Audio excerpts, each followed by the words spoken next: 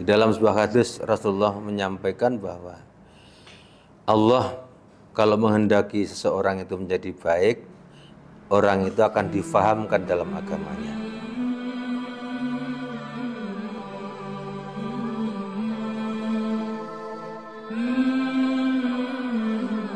Bismillahirrahmanirrahim. Assalamualaikum warahmatullahi wabarakatuh. Alhamdulilladzi hadana li hadza wa ma kunna linahtadiya laula an hadana Allah. Asyhadu an la ilaha illallah wahdahu la syarikalah wa asyhadu anna Muhammadan abduhu wa rasuluh. Allahumma shalli wa sallim wa barik ala Muhammad wa ala alihi wa ashabihi ajma'in, amma ba'du. Ma'asyiral muslimin, pemirsa Tabligh MUTV yang dirahmati Allah Subhanahu wa taala.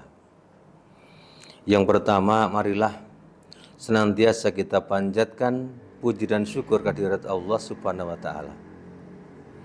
Hari ini kita masih diberikan kesehatan lahir dan batin, diberikan kekuatan lahir dan batin, diberikan iman dan Islam, sehingga bisa bertemu lagi dalam keadaan sehat walafiat, tidak ada aral suatu apa. Tema yang akan saya sampaikan pada kultum pada sore hari ini adalah indikator bahagia menurut Ibnu Abbas radhiyallahu anhu. Ma'asyiral muslimin rahimakumullah. Hidup bahagia adalah menjadi dambaan setiap manusia. Namun tidak semua orang bisa meraih kebahagiaan itu. Mungkin karena tidak tahu apa bahagia itu. Dan boleh jadi mereka tidak tahu jalannya, tidak tahu caranya untuk mendapatkan kebahagiaan tersebut. Pengertian bahagia menurut Imam Al-Ghazali bahwa kebahagiaan ini bisa dicapai ketika manusia sudah mampu menundukkan nafsu yang ada pada dirinya dan mengganti dengan sifat malaikat, sifat yang suci. Menurut beliau, orang yang memiliki bahagia tertinggi adalah manusia yang telah terbuka hatinya terhadap Allah Subhanahu wa taala, sehingga mereka merasa dirinya terkontrol oleh Allah dimanapun berada. Menurut sahabat Ibnu Abbas radhiyallahu anhu, ada 7 indikator kebahagiaan hidup di dunia. Yang pertama adalah qalbun syakirun. Qalbun syakirun adalah hati yang bersyukur. Hati yang bersyukur ini akan membuahkan ketenangan dalam hati, karena mereka tidak memiliki ambisi yang berlebihan terhadap harta dan dunia. Bahkan lebih jauh, orang-orang yang mampu bersyukur itu oleh Allah dijanjikan akan dilipat gandakan kenikmatan yang dimiliki. Di dalam Al-Quran, surat Ibrahim ayat 7, Allah berfirman, wa idh ta'adzana rabbukum la in syakartum la azidanakum wa la in kafartum inna azabi lasyadid. Dan ingatlah ketika Tuhanmu memaklumkan, sesungguhnya jika kamu bersyukur, niscaya aku akan menambah nikmat kepadamu. Tetapi jika kamu mengingkari kenikmatanku, maka pasti azabku sangat berat. Ma'asyiral muslimin rahimakumullah. Kemudian indikator bahagia yang kedua adalah al-azwajus sholihah, pasangan hidup yang soleh atau solihah.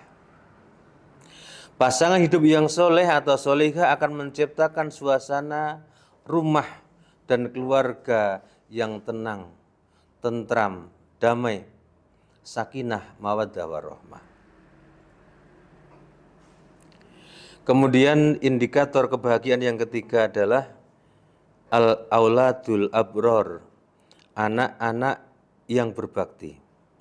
Berbakti kepada Allah, berbakti kepada kedua orang tuanya.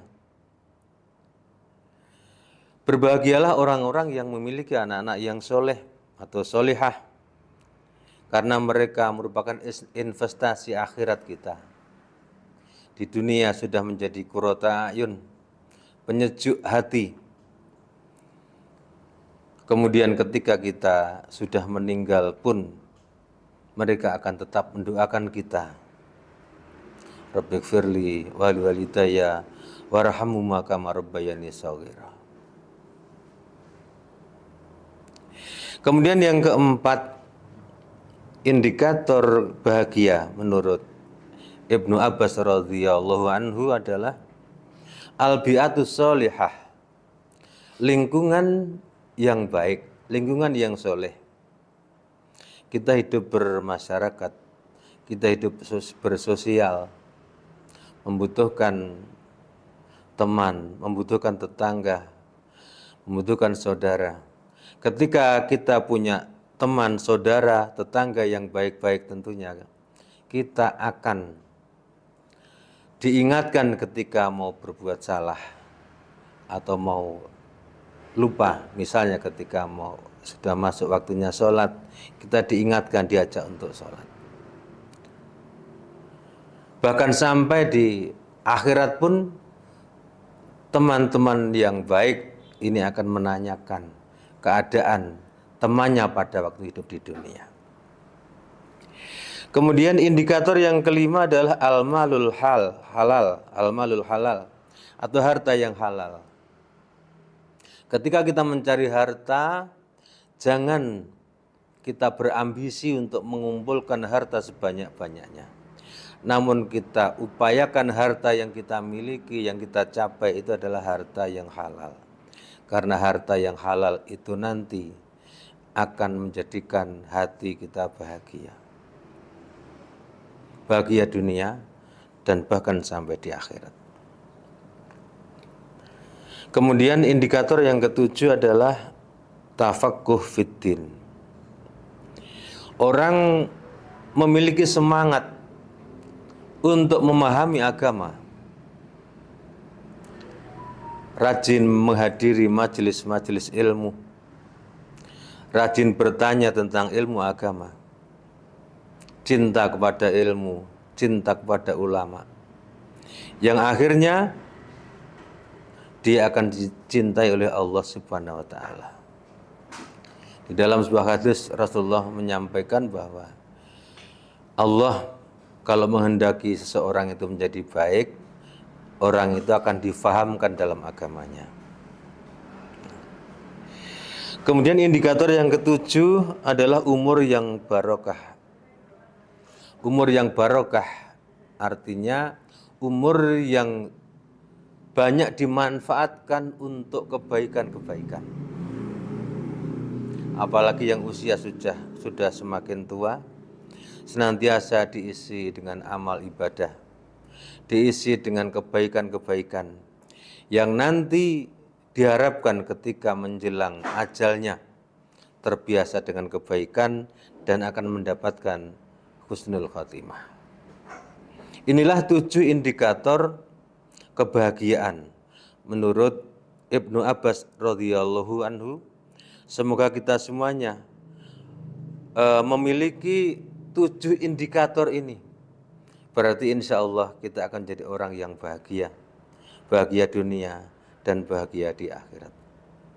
Selamat berbuka puasa. Semoga Allah menerima amal ibadah kita semuanya. Demikian, billahi taufiq wal hidayah. Nasrun minallah wa fathun qarib. Wassalamualaikum warahmatullahi wabarakatuh.